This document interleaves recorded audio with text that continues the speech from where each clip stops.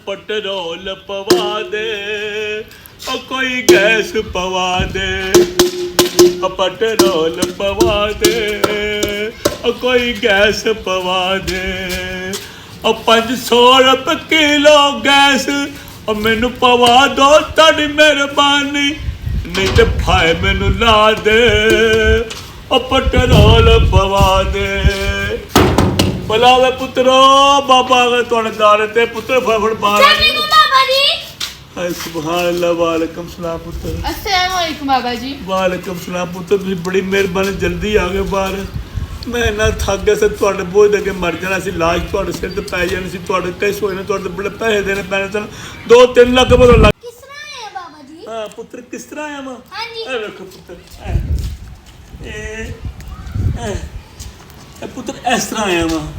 बाबा जी मजाक का टाइम नहीं है। पुत्र जाना हो लगी ने बाबा जी क्यों आए आप यहाँ पे? सुभान अल्लाह, कितना अच्छा सवाल किया, क्यों आए हैं? ऐसा सवाल आज तक मुझे किसी ने नहीं कहा।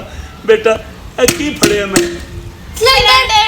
शुक्र है या अल्लाह, मैं आखिर तुसी अन्ने है हो, तुहानू तो सारा पता सिलेंडर है। की है? बोतल। ये की पाना मैं? जहर हमने डाला, आपको बुलाना है, आप इधर हमारे दरवाजे से खड़काने के लिए। अल्लाह माफ करे पुत्र, बड़े बच्चे नवे सैल पोए ने। नहीं पुत्र मंगन आए बच्चे, देखो अब देखो गैस सिलेंडर 500 रुपये किलो पुत्र, LPG गैस हो गई 500 रुपये किलो। अब देखो पिछू 300 रुपये की मिलती है, और तुहानू ले मौला शो हो, और ईरान ते इसराइल की जंग लगी है, वो गैस इत्थे इन्ना महंगा करता है, उत्थे खुली मिलन रही है, इत्थे 500 रुपये किलो को पुत्र जुलम ने, और 300 रुपये लैके 500 रुपये देन डे ने। और मारी सीएम पंजाब मरिया नवाज साहब ने एक फोर्स बनाई है पीरा, और कितने गर्क हो गई मर गई है।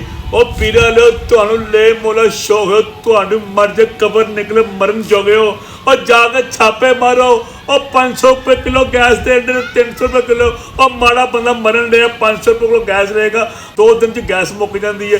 और क्यों नहीं तुम और वर्दियाँ पा के ढिड कड्डे खा खा के मोला मरन जोगे हो, जाके वंड अज खड़े अज गड्डी चला अज देखो मैं कि पास तुम दसा पुत्र, इन्होंने चाहिए ना जाके छापे मारन, और 500 किलो गैस एक क्यों नहीं पीरा लाउंदे पेट्रोल पंप से जान, और पेट्रोल पाउन जो खुदा पाक दी कसम पुत्रो, और पेट्रोल पाउन जो ना एडे को करप्ट इंसान जो पेट्रोल वाले इंज कड़क करते हैं, 50 रुपये का पेट्रोल लाई जाते जे, कितने बंदा जाए की करे।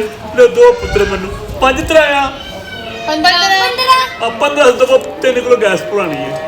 बाबा जी तो ये सब सुनाने का ये मकसद था आपका। निकले यहाँ से, कुछ भी नहीं देने वाले, हमारा वक्त ही जाया किया। मैं नहीं जाऊँ, मैं इतने आ जाए बैठे हम जा रहे हैं।